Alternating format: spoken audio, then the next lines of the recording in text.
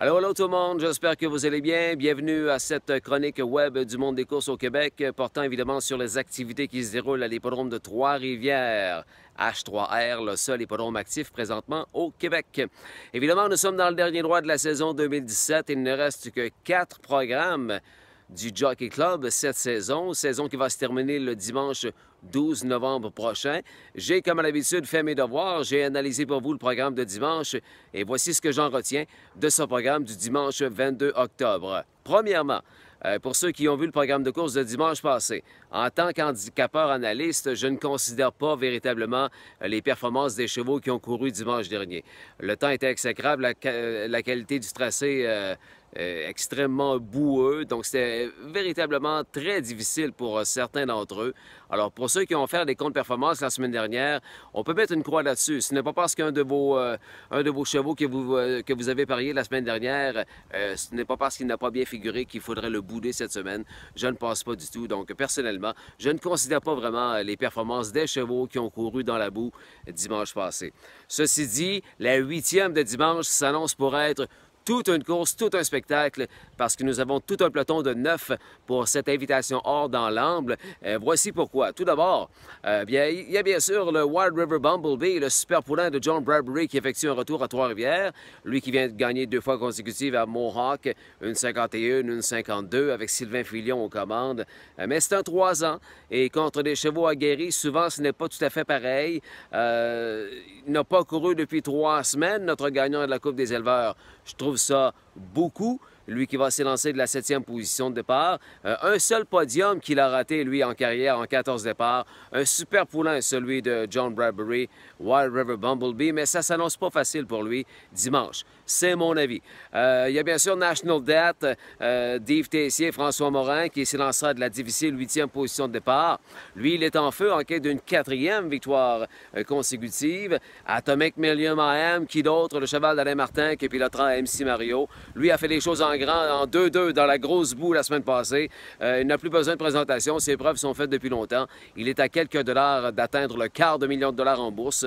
Une marque de 1,50 à l'âge de 3 ans. Donc, tout un cheval. Et sera là des favoris sans aucun doute. Atomic Million AM de la 9e position de départ aura comme avantage d'avoir devant lui un super démarreur en Glass Shadow. Cheval de Marc-André Cormier qui, lui, on se souviendra, la dernière fois qu'il est venu à gagner dans l'invitation or en tant que négligé avec un certain Gaétan Lamy aux commandes. C'est PLR qui arrive en relève dimanche pour Glass Shadow. Mr. McJimmy, un Ontarien qui en sera à son 3e essai chez nous dimanche, a très bien paru lui aussi dans la boue dimanche passé, terminant 2e à Atomic Million AM.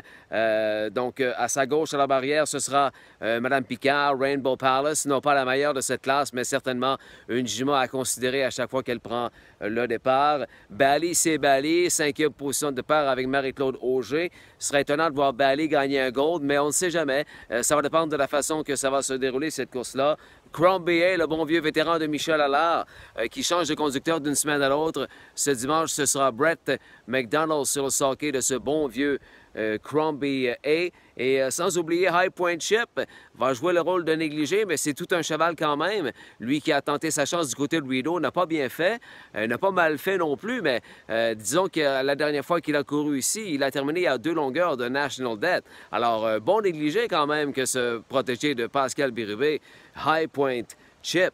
Alors, est-ce que je vous ai convaincu que la 8e course de dimanche prochain, ça s'annonce pour être une excellente performance de la part de ces super chevaux? Je pense que oui, ouais. Du moins, l'une des belles courses qui sera présentée à Trois-Rivières ce dimanche, la 8e. Quelques minutes avant, pardon, il y a une mouche qui est en train de me déranger l'oreille.